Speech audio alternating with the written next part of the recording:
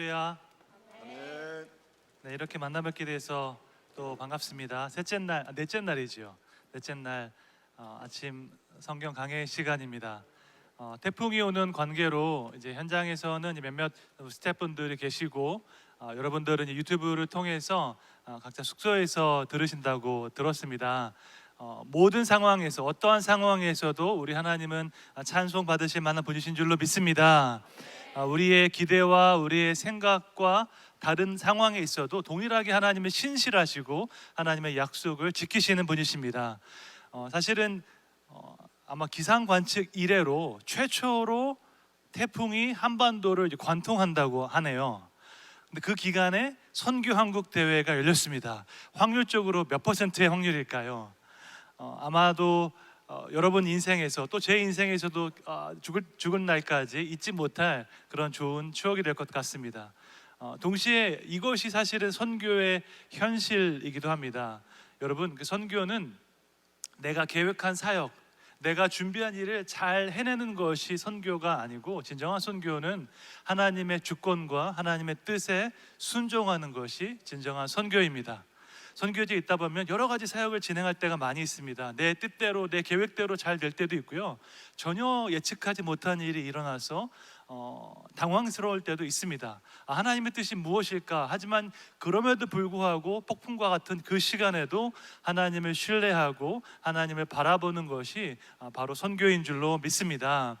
예레미야 12장 5절, 제가 오늘 아침에 운전하면서 한동대학까지 오면서 이 말씀이 생각났습니다. 예레미야 12장 5절에 보니까 만일 내가 보행자와 함께 달려도 피곤하면 어찌 능히 말과 경주하겠느냐, 내가 평안한 땅에서는 무사하려니와 요단강 물이 넘칠 때에는 어찌하겠느냐라고 하나님께서 말씀하십니다. 그 말은 하나님의 백성으로 또 예수 그리스도의 제자로 부름받은 우리에게는 평안한 때도 있지만 요단강 물이 넘칠 것 같은 그런 폭풍 가운데 걷는 시간도 있다 하는 것입니다. 그 어떠한 상황에서도 끝까지 하나님을 바라보고 하나님의 신실한 약속을 붙잡는 것이 우리의 태도인 줄로 믿습니다. 미국 최고의 공수부대가 있는데 101 공수사단입니다. 이 부대는 2차 대전 노르망디 상륙 작전에 투입되어서 놀라운 승리를 거둔 부대입니다. 유명한 영화죠. 라이언 일병 구하기, 아니면 미국 드라마 밴드 오브 브라더스가 101 공수사단의 실화를 다룬 그런 이야기입니다. 이들이 한 번은 독일군으로부터 벨기에의 한 지역을 방어하기 위해서 포위된 상황에서도 끝까지 그 지역을 지켜냈습니다. 다른 모든 부대는 이 임무에 실패해서 퇴각할 때 101 공수부대는 그 지역을 지키기 위해서 전장으로 나아갔습니다. 독일군에게 포위될 것이 확실하다고 들었을 때에 그 공수부대의 한 대위가 이렇게 말했습니다. 우리는 공수부대이다. 공수부대가 포위당하는 것은 당연한 일이다 라고 말을 했습니다. 아무렇지도 않게 너무나 침착하게 평안하게 이 말을 하고 전장에 들어가서 그 전장을 지켜냈습니다.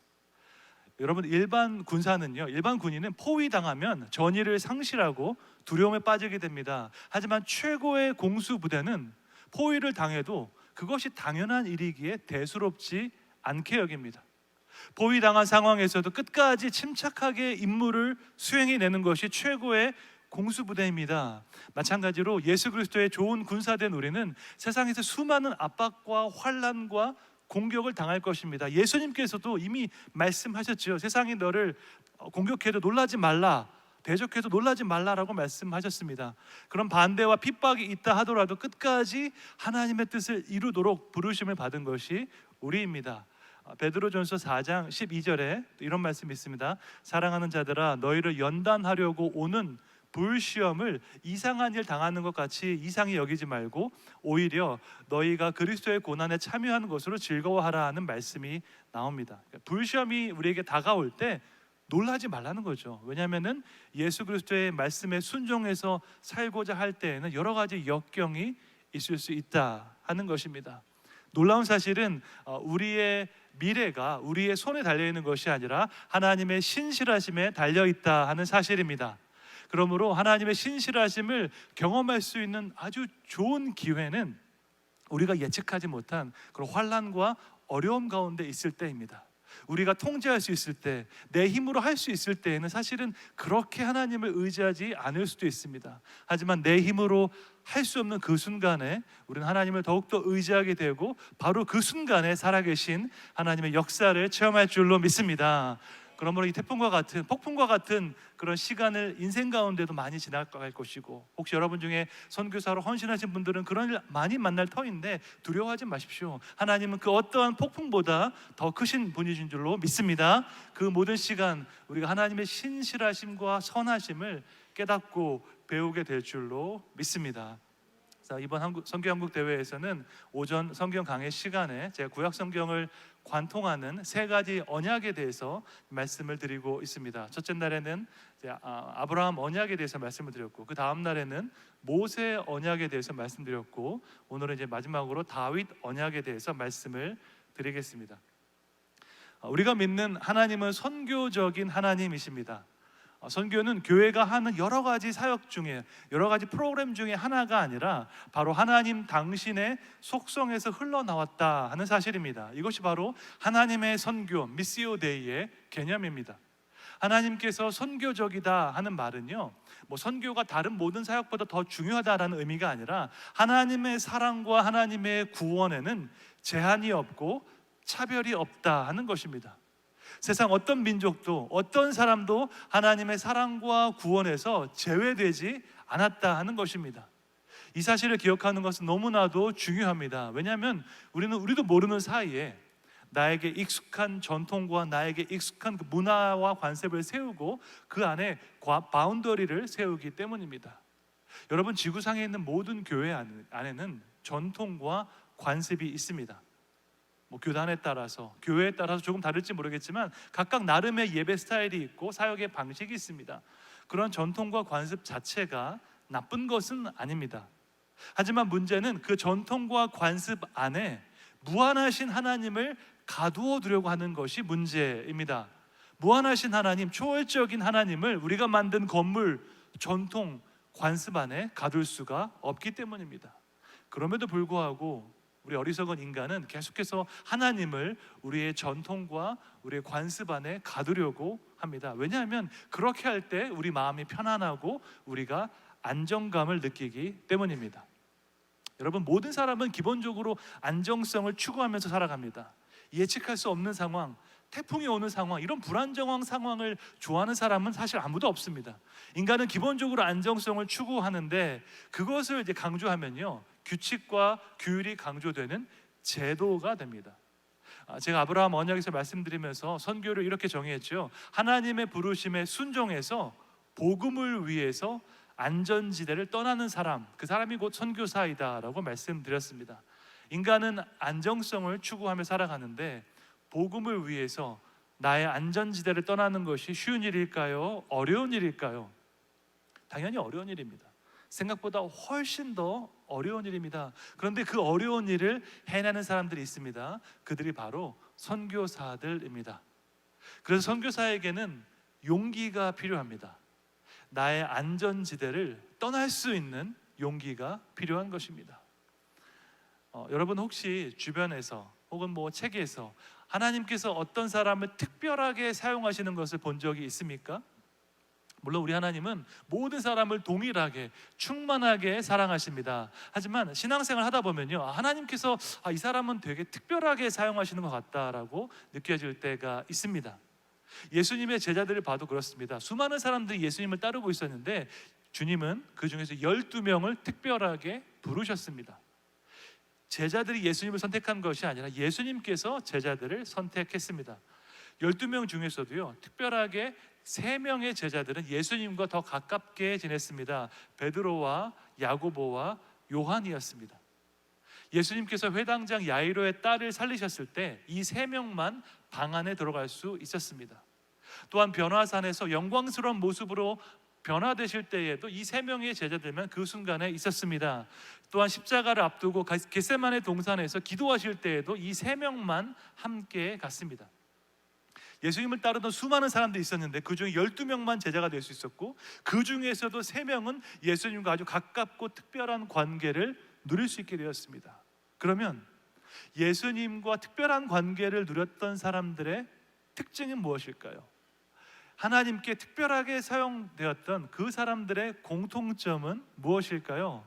그 말씀이 잠언 8장 17절에 나와 있습니다. 잠언 8장 17절 말씀 제가 읽어드리겠습니다. 나를 사랑하는 자들이 나의 사랑을 입으며 나를 간절히 찾는 자가 나를 만날 것이니라. 아멘. 하나님의 사랑을 입은 자들은 그분을 특별하게 사랑한 사람들이었습니다. 하나님을 가깝게 만났던 사람들은요, 그분을 간절하게 찾았던 사람들이었습니다. 하나님께 특별하게 사용받는 특권은 사실 누구에게나 다 열려 있습니다. 특별한 마음으로 주님을 사랑하고 그분을 찾으면 되는 것입니다. 하나님의 뜻을 구하고 하나님의 마음을 따라가는 사람을 주님께서는 눈여겨 보시기 때문입니다. 이스라엘 역사 전체에서 예수님 다음으로 존경받는 사람이 있습니다. 그는 바로 이스라엘 최고의 왕이었던 다윗 왕이었습니다. 다윗이 얼마나 대단한 사람인가 이스라엘 국기를 보면 됩니다. 여러분, 이스라엘 국기를 보면요, 흰색 바탕에 파란색으로 별 하나가 있습니다. 그 별의 이름이 바로 다윗의 별입니다. 다윗이 이스라엘 역사에서 가장 훌륭한 왕이었고 가장 존경받는 왕이었는데 거기에는 이유가 있습니다. 왜냐? 다윗 왕 때에 이르러서야 비로소 하나님의 약속의 땅 가나안 땅 전체를 차지하게 되었기 때문입니다. 하나님께서 여호수아에게 가나안 땅을 정복하라고 말씀하셨습니다. 하지만 여호수아 시대에 가나안 땅 전체를 정복하지는 못했습니다. 그래서 사사 시대에 보면 주변의 이방 민족들이 계속해서 이스라엘을 침략했습니다. 기드온 시대에는 미디안 족속과 아말렉 족속이 침략했고, 삼손 시대에는 블레셋 족속이 이스라엘을 침략했습니다. 그러다가 다윗 왕 때에 이르러서야 이스라엘은 온전히 가나안 땅을 다 정복하게 되었습니다. 그 이후로 이스라엘 사람들은 지금까지 다윗 왕을 너무나 사랑하고 있는 것입니다. 근데 그 다윗이 승리한 이후에, 왕위에 오른 이후에 가장 먼저 했던 행동이 한 가지 있습니다. 그것은 언약궤를 예루살렘으로 가져오는 것이었습니다. 그러니까 다윗의 인생에서 가장 기쁘고 가장 영광스러운 순간이었습니다. 이방 민족을 정복하고 약속의 땅 가나안을 온전히 차지했던 순간이었습니다. 바로 그때 다윗은 언약궤를 가지고 오면서 하나님을 찬양하고 하나님을 예배했습니다. 그가 얼마나 겸손한 사람이었는지 보여주는 장면입니다. 한 걸음 더 나아가서 다윗은 하나님을 위해서 성전을 짓고자 하는 그런 열망을 갖게 되었습니다. 역대상 17장 1절에 보면은 나와 있습니다. 함께 읽겠습니다. 다윗이 그의 궁전에 거주할 때에 다윗이 선지자 나단에게 이르되 나는 백향목 궁에 거주하거늘 여호와의 궤는 휘락야리 있도다. 아멘. 이방 민족을 정복한 다윗이 그의 궁전에 편안히 누워 있을 때 하나님을 기억했습니다. 자신이 그토록 원하던 그 모든 승리를 얻은 그 순간에도 하나님을 기억한 것입니다. 여러분, 이렇게 하는 것이 쉬운 일일까요? 어려운 일일까요?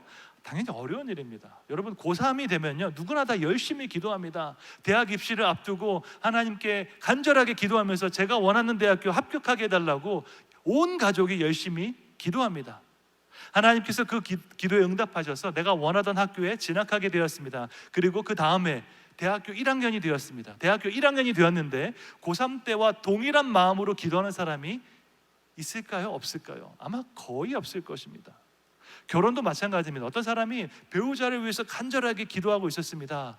마음에 드는 자매를 만났습니다. 그래서 고백하기 전에 하나님께 간절하게 금식 기도하는 것이죠. 선포하면서 기도합니다. 자매의 마음의 문화 열릴지어다 이렇게 선포하면서 기도하는데 하나님께서 그 기도에 응답하셔서 마음의 문이 열려서 두 사람이 결혼하게 되었습니다. 결혼한 이후에도 그 고백하기 이전에 동일한 마음으로, 동일한 간절한 마음으로 기도하는 것이 쉬운 일일까요? 어려운 일일까요? 어려운 일입니다. 그래서 유대인 작가 아이작 싱어라는 사람은 이렇게 말했습니다. 저는 어려움에 처했을 때만 기도합니다. 그런데 저는 항상 어려움 가운데 있기 때문에 항상 기도합니다 라고 말을 했습니다. 사실 이 말은 아주 솔직한 고백이지요. 어려움에 처했을 때 기도하는 것은 쉬운 일입니다. 하지만 아무런 어려움이 없을 때, 내 인생 평안할 때, 그때도 주님 앞에 나와서 기도하는 것은 어려운 일입니다.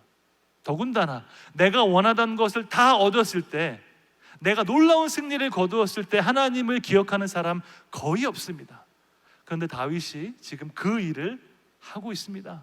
원수를 무찌르고 평안하게 내 궁에서 쉬고 있을 때에 다윗은 하나님을 기억했습니다. 하나님께 감사하는 마음으로 하나님을 위해서 무언가 하고 싶었습니다. 이 마음은 너무나 귀하고 아름다운 마음입니다. 여러분 혹시 누가 시키지 않았는데 스스로 자원해서 하나님을 위해서 무언가를 해보신 적이 있으십니까? 누가 새벽기도 나오라고 하지 않았는데 스스로 내 마음에 자원해서 새벽을 깨워서 기도했던 적이 있으십니까? 누가 봉사하라고 권하지 않았는데, 누가 선교한국 오라고 권면하지 않았는데 스스로 자원해서 봉사하고 헌신하신 적이 있으십니까? 그 마음은 하나님 앞에서 너무나 귀하고 아름다운 마음입니다. 그런데 하나님께서는 성전을 건축하려고 하는 그 다윗의 계획을 막으셨습니다. 역대상 17장 4절에 나와 있습니다. 함께 읽겠습니다. 가서 내 종 다윗에게 말하기를 여호와의 말씀이 너는 내가 거할 집을 건축하지 말라. 아멘. 하나님은 왜 다윗에게 성전을 건축하지 말라고 하셨을까요? 속으로는 좋으신데 겉으로 한번 체면상 그렇게 말씀하신 것일까요? 우리가 어버이날 같은 그 기념일에 부모님께 선물을 드리면 부모님께서 괜찮다고 하실 때가 있습니다. 네가 무슨 돈이 있다고, 너도 어려울 텐데 하지 마라 말씀하실 때가 있는데, 여러분 이 말씀을 들어야 할까요? 듣지 말아야 할까요? 들으면 안 되죠. 그것은 한국식 완곡어법입니다. 그러면 지금 하나님께서 히브리식 완곡어법을 사용하고 계신 것일까요? 속으로는 하나님 너무 기쁜데, 성전을 너무 원하시는데 괜찮다고 한번 거절하시는 것일까요? 그렇지 않습니다. 하나님께서 다윗의 마음을 받으셨습니다. 하나님의 집을 건축하기 원하는, 짓기 원하는 그의 마음을 기뻐하셨습니다. 놀랍게 성공을 거둔 그 순간에도 하나님의 은혜를 기억하는 다윗의 믿음을 기뻐하셨습니다. 그런데 한 가지 확실하게 할 일이 있었습니다. 그것은 다윗이 하나님의 집을 짓는 것이 아니라 하나님께서 다윗의 집을 세우신다는 이 사실을 확실하게 하셔야만 했습니다. 이 모든 일의 주도권, 이 모든 일의 주체는 다윗이 아니라 하나님이라는 사실을 분명히 해야만 했습니다. 왜냐?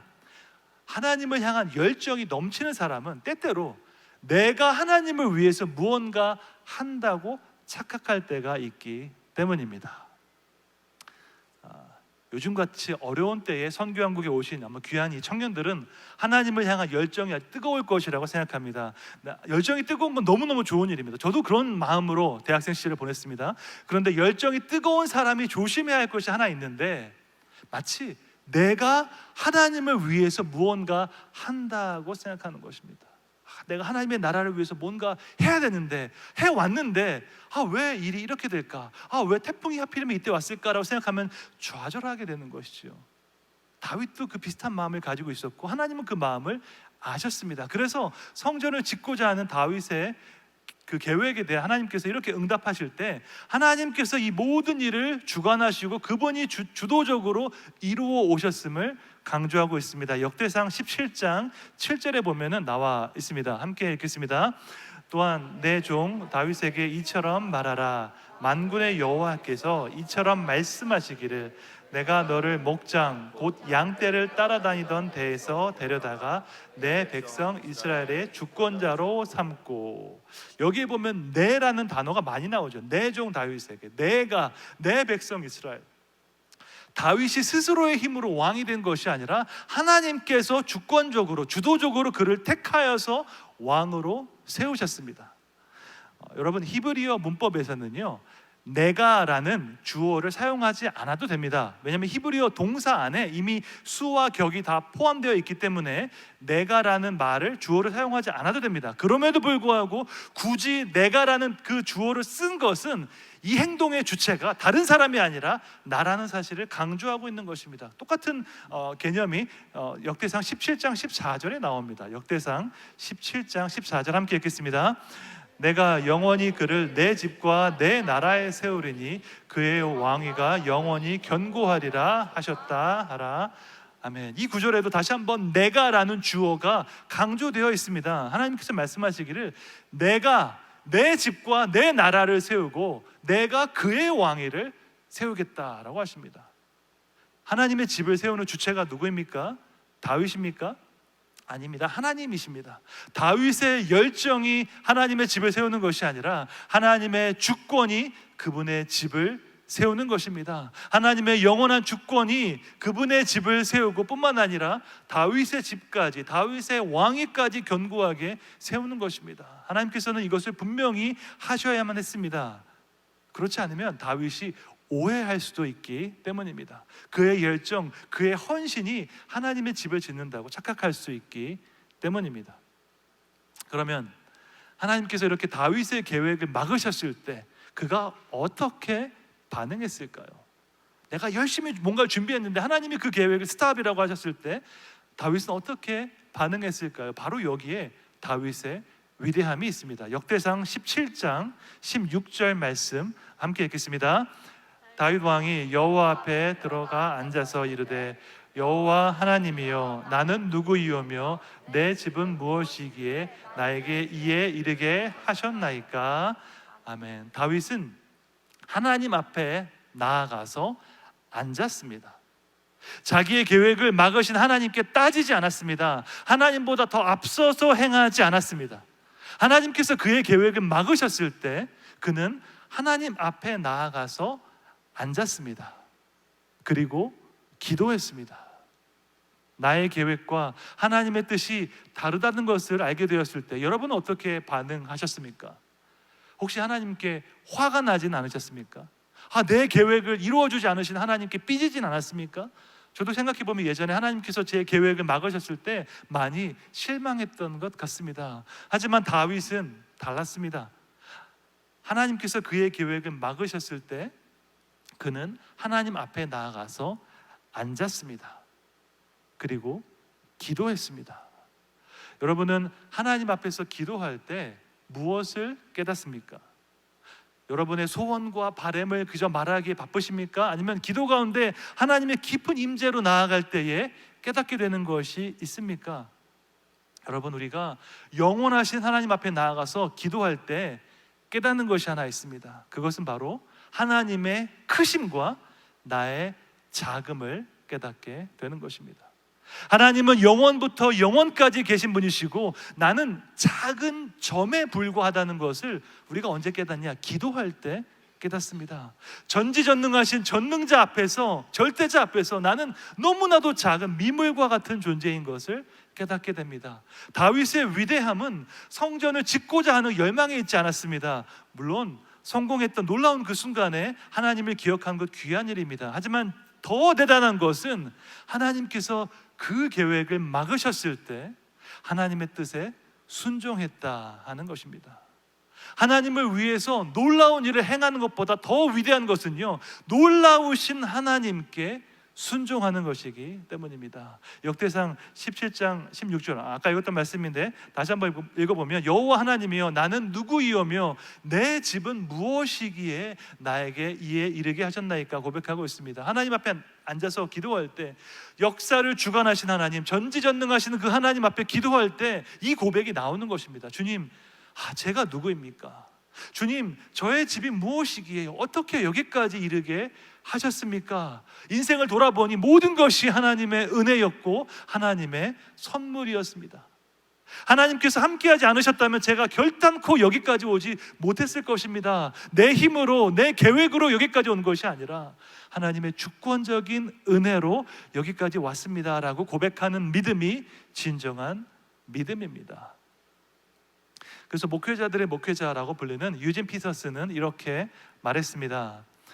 다윗은 앉았다. 그때 진짜 일이 시작되었다.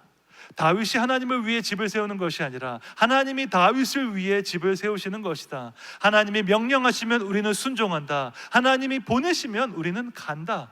우리를 통해서 성령님이 그리스도의 일을 하실 때 그리스도인의 삶은 영광스럽도록 활동적인 삶이다라고 말했습니다. 다윗은 자신이 하나님의 집을 세우겠다고 말했습니다. 하지만 하나님은요, 하나님께서 다윗의 집을 세우시겠다고 말씀하십니다. 여기서 집이라는 단어가 히브리어로 바이트입니다. 바이트. 바이트에는 house라는 뜻도 있지만요, family, dynasty라는 뜻도 있습니다.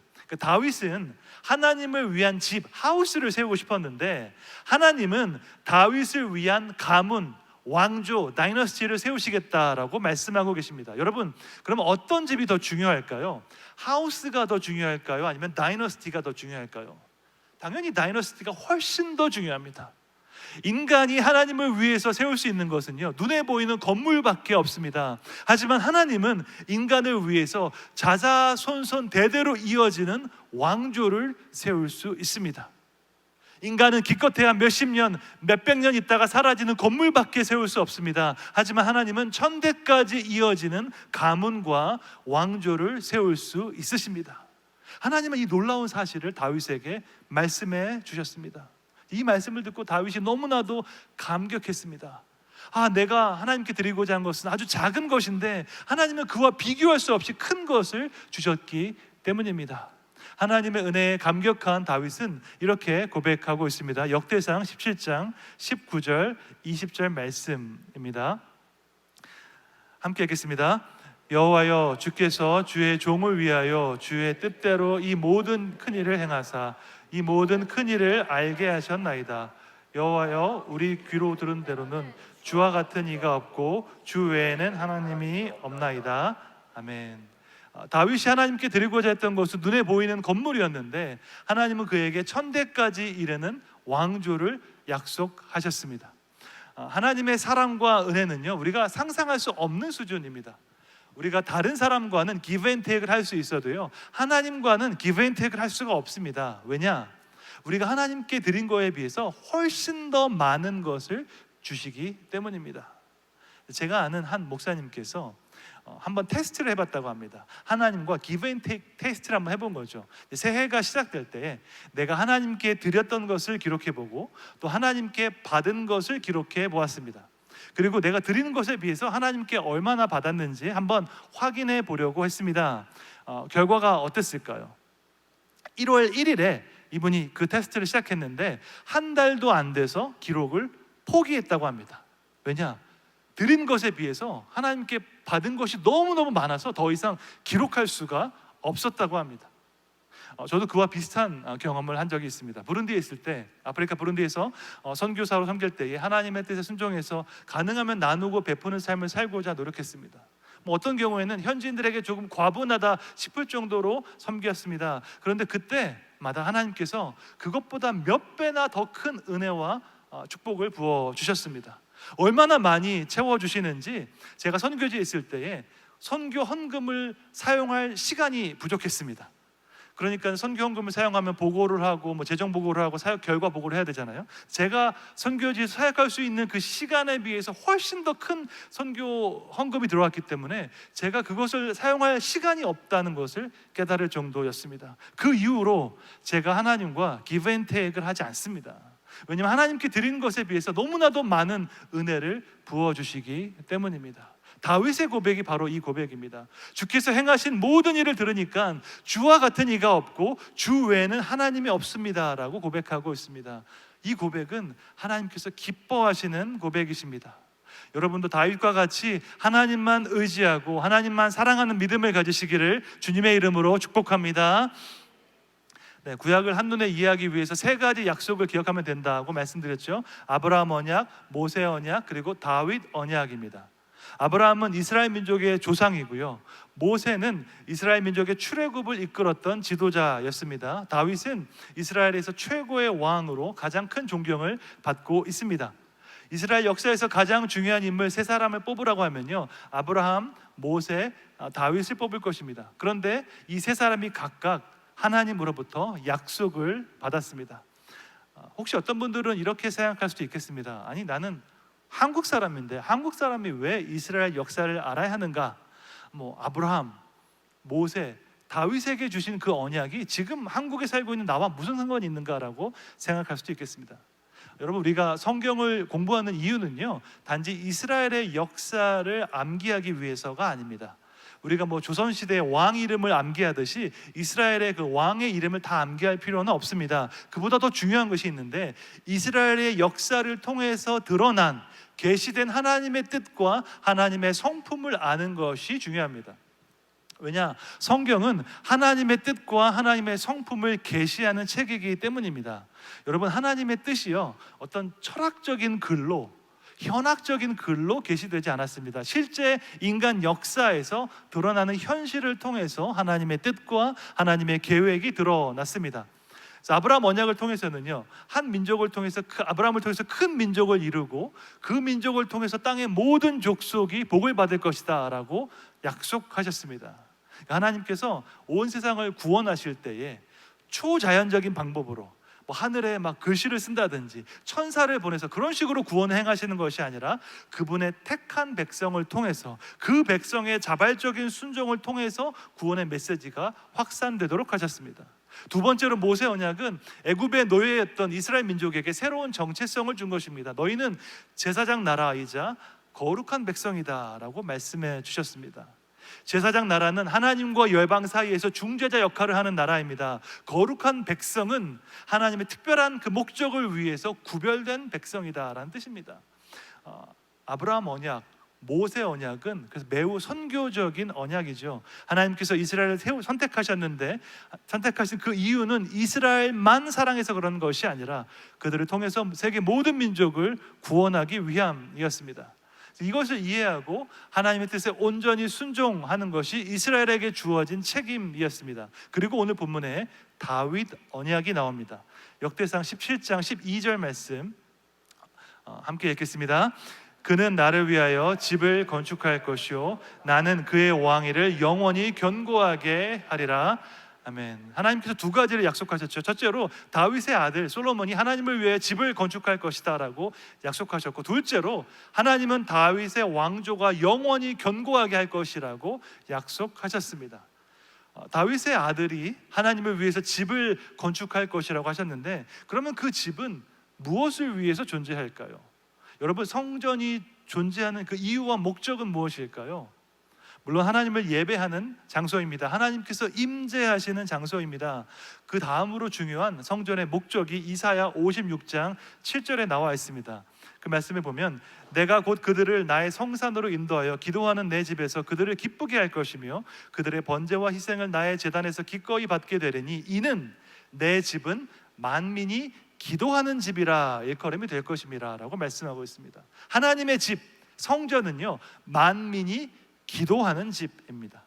만민이 와서 기도하는 집이고 동시에 만민을 위해서 기도하는 집입니다. 영어 성경에 보면 A house of prayer for all nations라고 되어 있습니다. 모든 나라를 위해서 기도하는 집, 그곳이 바로 성전인 것입니다. 하나님은 다윗의 아들이 지을 성전을 기뻐하셨는데 그 이유는 만민이 성전에 모여서 모든 나라를 위해서 기도할 것이기 때문입니다. 이것은 아브라함 언약, 모세 언약, 다윗 언약이 하나로 이어졌음을 보여주고 있습니다. 이스라엘이 택함받은 이유는 그들을 통해서 하나님의 사랑과 구원을 온 나라에 전하기 위해서였습니다. 시간이 흘러서 신약 시대가 왔습니다. 복음서에 보면요, 예수님께서 성전에 있는 상인들을 내쫓는 장면이 나옵니다. 그때 예수님께서 인용하셨던 구절이 바로 이사야 말씀이었습니다. 마가복음 11장 17절에 보면 나와 있습니다. 함께 읽겠습니다. 이에 가르쳐 이르시되 기록된 바 내 집은 만민이 기도하는 집이라 칭함을 받으리라고 하지 아니하였느냐. 너희는 강도의 소굴을 만들었도다 하시매. 예수님께서 이사야 말씀을 인용하시면서 성전을 가리켜 만민이 기도하는 집이라고 말씀하고 계십니다.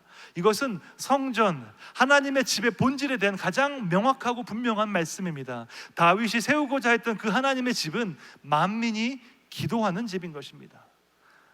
선교를 위해서 기도하는 것이 얼마나 중요한 것인가 어저께 말씀드렸습니다. 교회가 여러 가지 일을 위해서 기도할 수 있지만 무엇보다도 선교를 위해서 간절히 기도해야 합니다. 왜냐하면 성경이 증거하는 그 성전의 본질은 모든 나라를 위해서 기도하는 집이기 때문입니다. 두 번째로 다윗 언약을 통해서 하나님은 그의 왕위가 영원히 견고할 것이라고 약속하셨습니다. 1차적으로 이 말씀은요, 다윗 왕조를 통해 하나님의 축복의 말씀입니다. 솔로몬 이후에 이스라엘이 둘로 나뉘었잖아요. 북이스라엘이 있고 남유다가 있습니다. 여러분, 북이스라엘은요 반란이 많이 있었습니다. 내란이 많이 있었습니다. 그래서 북이스라엘은 왕조가 여러 번 바뀌었습니다. 여로보암 왕조, 오므리 왕조, 예후 왕조 등 총 9개의 왕조가 있었습니다. 반면에 남유다에는 그런 반역이 없었습니다. 남유다에는 오로지 딱 하나의 왕조밖에 없었습니다. 그 왕조는 바로 다윗의 왕조였습니다. 그러므로 다윗 왕조를 향한 하나님의 약속이 1차적으로 남유다에서 성취되었습니다. 하지만 궁극적으로 이 약속은 다윗의 후손으로 오실 메시아 예수 그리스도를 향한 약속입니다. 하나님의 통치를 완성하실 그 메시아를 보내실 것인데 그가 다윗의 후손으로 오실 것이다 하는 것입니다. 이 땅에 진정한 평화를 가져올 하나님의 아들을 향한 그 약속을 다윗에게 주셨습니다. 그래서 다윗이 지은 시편 중에서 제왕시라는 그런 장르가 있습니다. 로얄 삶이라고 하는데요, 총 9편의 시편이 여기에 속합니다. 시편 2편, 18편, 20편, 21편, 45편, 72편, 101편, 110편, 144편입니다. 이 시편들은요, 다윗의 혈통에서 오실 그 메시아를 예언하면서 고대하면서 기도하는 시편입니다. 그 중에서 시편 72편 17절에 보면 이런 구절이 나옵니다. 함께 읽겠습니다. 그의 이름이 영구하며 그의 이름이 해와 같이 장구하리로다. 사람들이 그로 말미암아 복을 받으리니 모든 민족이 다 그를 복되다 하리로다. 아멘.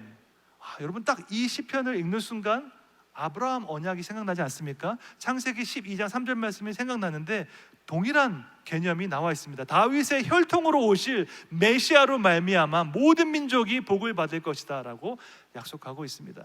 아브라함을 통해서 모든 민족이 복을 받던 다윗의 후손 예수 그리스도를 통해서 모든 민족이 복을 얻을 것이라고 예언하고 있습니다. 그리고 이 다윗 언약이 예수님을 통해서 성취되었습니다. 누가복음 1장 32절 33절에 보면 나와 있습니다. 함께 읽겠습니다. 그가 큰 자가 되고 지극히 높으신 이의 아들이라 일컬어질 것이요 주 하나님께서 그 조상 다윗의 왕위를 그에게 주시리니 영원히 다윗의 집을 왕으로 다스리실 것이며 그 나라가 무궁하리라. 아멘. 하나님께서 다윗의 왕위를 예수님에게 주시겠다라고 말씀하고 있습니다. 다윗의 후손으로 오시는 그 예수님께서 하나님의 나라를 세우시는데 그 나라는 영원할 것이라고 말씀하고 있습니다. 영원한 하나님의 나라, 이것이 바로 다윗 언약의 핵심이고 다윗의 후손으로 오신 예수님께서 이 약속을 성취하셨습니다. 영원한 하나님의 나라라는 이 개념을 정립한 신학자가 있습니다. 바로 성 어거스틴입니다. 어거스틴은 사도 바울 이후에 최고의 신학자였고요, 루터와 칼빈이 가장 많이 인용했던 신학자였습니다. 여러분, 루터와 칼빈의 글을 읽어보시면 우리가 그들을 종교 개혁자라, 리포머라고 부르잖아요. 그들은 언젠가 개혁이란 말은요, 혁명과 다릅니다. 혁명은 모든 것을 다 때려부시고 새로 시작해야 된다는 것이지만 개혁은 언젠가 옳았던 시절로 돌아가야 한다는 것이죠. 그들이 바라보았던 루터와 칼빈이 가장 많이 인용했던 신학자가 바로 성 어거스틴이었습니다. 어거스틴이 쓴 여러 가지 책이 있는데 그중에 가장 유명한 책이 하나님의 도성, The City of God이라는 책입니다. 이 책은 410년도에 고트족에 의해서 로마가 함락된 충격에 대한 신학적인 변증서입니다. 수백 년 동안 영광을 누려왔던 로마 제국의 수도가 3일 만에 무너졌습니다. 그로 인한 충격과 공포가 가득할 때 어거스틴이 신학적인 답변을 준 것이죠. 그는 인간의 나라와 하나님의 나라가 어떻게 다른지 비교했습니다. 함께 이 구절을 제가 읽어드리겠습니다. 두 개의 나라는 각기 다른 두 개의 사랑으로 세워졌다. 이 땅의 나라는 자신을 향한 사랑으로 세워졌고 하나님의 나라는 주님의 사랑으로 세워졌다. 따라서 이 땅의 나라는 자기 자신을 자랑하지만 하나님의 나라는 주님을 자랑한다고 말을 했습니다. 하나님의 사랑이 하나님의 나라를 세우는 것입니다. 우리가 세우는 것이 아니라 하나님께서 직접 세우십니다. 하나님의 나라를 세우는 주체는 우리가 아니라 하나님이신 것입니다. 욕심과 이기심에 근거한 인간의 나라는요, 언제든지 무너질 수 있습니다. 제 아무리 로마 제국이라 해도 언제든지 무너질 수 있습니다. 오직 하나님의 나라만 영원히 서 있는 줄로 믿습니다. 주님의 은혜로 그 나라 안에서 구원받은 우리들은 안전한 줄로 믿습니다.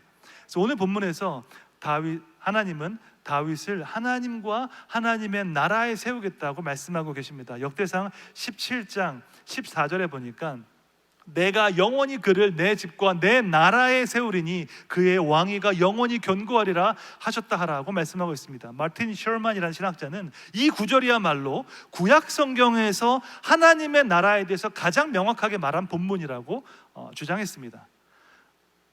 하나님께서 영원한 나라를 세우시겠다는 그 약속을 다른 사람이 아니라 다윗에게 주신 것입니다. 여러분 잘 아시죠? 하나님의 나라는 예수님 공생의 사역의 핵심 메시지였습니다. 예수님께서 선포하셨던 첫 번째 설교는 회개하라, 하나님의 나라가 가까웠다라는 말씀이었습니다. 사도 바울이 마지막까지 증거했던 것도 마찬가지로 하나님의 나라였습니다. 사도행전 28장 31절에 보면 나와 있습니다. 사도행전 28장 31절에 보면 하나님의 나라를 전파하며 주 예수 그리스도에 관한 모든 것을 담대하게 거침없이 가르치더라라고 사도행전이 끝나고 있습니다. 하나님의 나라는요, 신약성경 전체를 관통하는 아주 중요한 개념인데, 그 하나님의 나라에 대한 약속을 처음으로 받았던 사람이 바로 다윗이었습니다. 그러면 이제 생각하는 거죠. 도대체 다윗은 어떤 사람이기에 이렇게 어마어마한 약속을 받을 수 있었을까요? 성경은 다윗이 어떤 사람이었는지 한마디로 표현합니다. 사도행전 13장 22절에 나와 있습니다. 함께 읽겠습니다. 다윗을 왕으로 세우시고 증언하여 이르시되 내가 이새의 아들 다윗을 만나니 내 마음에 맞는 사람이라 내 뜻을 다 이루리라 하시더니 아멘. 하나님께서 다윗을 보시고 내 마음에 맞는 사람이다 라고 말씀하셨습니다. 예전 성경에 보면 내 마음에 합한 사람이다 라고 하셨습니다. 그런데 내 마음에 맞는 사람, 내 마음에 합한 사람 하면 왠지 하나님의 편애처럼 느껴집니다. 수많은 사람이 있는데 그 중에서 딱 한 명, 하나님의 마음에 맞는 사람이라는 뜻 같습니다. 하지만 우리가 영어 성경을 보면 그 의미가 조금 더 명확해집니다. 영어로 보면 내 마음에 합한 사람이 영어로 A man after my heart입니다. 번역하면 내 마음을 따르는 사람입니다. 그러면 누가 누구를 따르는 것일까요? 하나님이 다윗을 따르는 것일까요? 아니면 다윗이 하나님을 따르는 것일까요? 당연히 다윗이 하나님을 따르는 것입니다. 그러니까 수많은 사람 중에서 하나님께서 하나님 마음에 좋은 사람 한 사람을 택했다는 의미보다 수많은 사람 중에서 오직 다윗만이 하나님의 마음을 따라갔다 하는 의미가 더 큰 것입니다. 하나님의 나라, 하나님의 집을 세우기 위해서는요, 하나님의 마음을 따라가는 사람이 필요합니다. 다윗이 이렇게 놀라운 하나님의 나라에 대한 약속을 받았던 것은 그가 전심으로 하나님을 따르는 사람이었기 때문입니다. 여러분, 하나님의 집을 세우는 것은 다른 것이 아닙니다. 하나님의 뜻을 이루기 위해서 순종하는 것입니다. 내 뜻을 이루기 위해서, 내 계획을 성취하기 위해서 노력하는 것이 아니라 하나님의 뜻에 순종하고 하나님의 뜻이 이루어지는 것을 위해서 헌신하는 것입니다. 다윗에게는 하나님의 뜻을 이루고자 하는 열망이 있었습니다. 그 열정을 보셨기 때문에 하나님은 다윗에 대해서 이렇게 말씀하셨습니다. 다윗을 만나니까 이 사람은 내 마음에 맞는 사람이구나, 그가 나의 모든 뜻을 다 이룰 것이다 라고 말씀하셨습니다. 하나님의 나라에 대한 약속을 받은 다윗과 그 약속을 성취하신 예수님 사이에는 중요한 공통점이 하나 있습니다. 바로 순종입니다. 다윗은 또한 예수님은 하나님의 뜻을 이루고자 하는 순종의 마음이 있었습니다. 여러분 혹시 무언가를 위해서 많이 기도했는데 하나님께서 그 기도를 듣지 않으셨던 적이 있으신가요? 예수님도 동일한 경험을 하셨습니다. 예수님도 겟세마네 동상에서 아버지여 가능하거든 이 잔이 내게서 떠나게 하옵소서라고 기도했지만 하나님께서 그 기도를 듣지 않으셨습니다. 바로 그때 그럼에도 불구하고 예수님은 하나님의 뜻에 온전히 순종하셨습니다. 아담으로 인해서 죄가 세상에 들어왔습니다. 아담의 삶을 한마디로 얘기하자면 불순종이었습니다. 두 번째 아담이신 예수님으로 인하여서 구원이 우리에게 임했습니다. 예수님의 삶 전체를 딱 한 단어로 얘기해보라고 한다면 순종입니다. 주님은 순종하기 위해 태어나셨고 순종하기 위해 사셨고 순종하기 위해 돌아가셨습니다.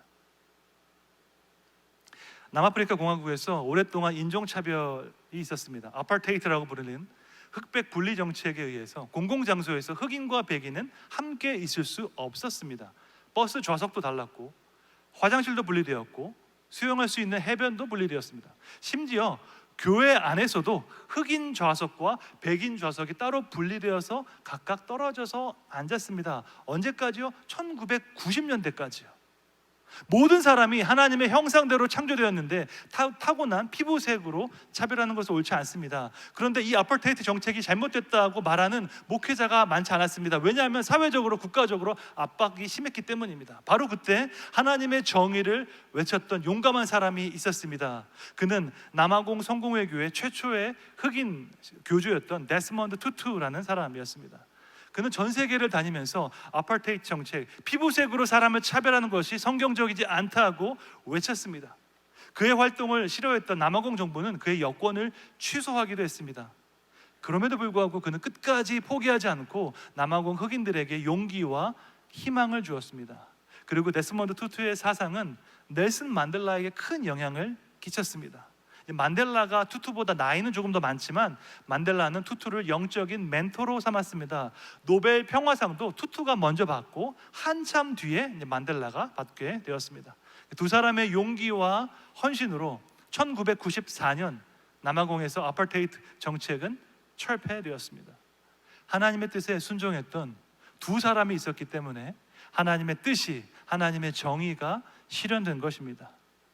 하나님의 나라, 하나님의 통치는 하나님의 뜻에 순종하는 사람들에 의해서 세워지는 줄로 믿습니다. 다윗과 같이 하나님의 마음을 따라가는 자들이 있을 때 그때 하나님의 뜻이 이루어지는 것입니다. 하나님은 지금도 그러한 사람을 찾고 있습니다. 하나님의 마음에 맞는 사람은요, 정해진 것이 아닙니다. 전심으로 하나님의 마음을 따라가는 사람, 그 사람을 통해서 하나님께서 주님의 나라를 세워가십니다. 자기 자신을 위한 사랑이 아니라, 자기 자신을 자랑하는 삶이 아니라 하나님을 향한 사랑으로 하나님만 자랑하는 삶 살아갈 때에 그때 하나님의 나라가 세워지는 줄로 믿습니다. 바라긴 여러분 모두 하나님의 마음을 따르는 자들이 되어서 하나님의 나라가 세워지고 또한 세계 선교가 완성되는 그 일을 위해서 귀하고 아름답게 사용되시기를 주님의 이름으로 축복합니다. 함께 기도하시겠습니다. 세계 모든 민족을 사랑하시는 하나님, 영원한 하나님의 나라를 위해서 또 세계 선교를 위해서 부족한 우리를 부르신 주님의 은혜에 감사드립니다. 하나님, 다윗이 그랬던 것처럼 우리 역시 온 마음을 다해서 전심으로 하나님을 따르는 자들이 되고 싶습니다. 하나님의 나라가 임하는데, 하나님의 뜻이 이루어지는데 짧은 우리의 인생을 귀하고 아름답게 사용하여 주시옵소서. 어떤 상황에서도, 폭풍우가 오는 상황에서도 끝까지 주님의 신실한 약속을 바라보며 주님만 신뢰하는 자가 되게 하여 주시옵소서. 평안한 땅에서도 주님을 사랑하지만 우리가 우리의 계획과 생각과 다른 상황에서도 끝까지 주님을 사랑하고 주님만 의지하는 우리가 되게 하여 주시옵소서. 그래서 우리의 계획과 생각보다 더 크고 놀라우신 살아계신 하나님의 역사를 체험하는 인생이 되게 하여 주시옵소서. 주님의 신실한 약속에 감사드리며 예수님의 이름으로 기도드립니다. 아멘.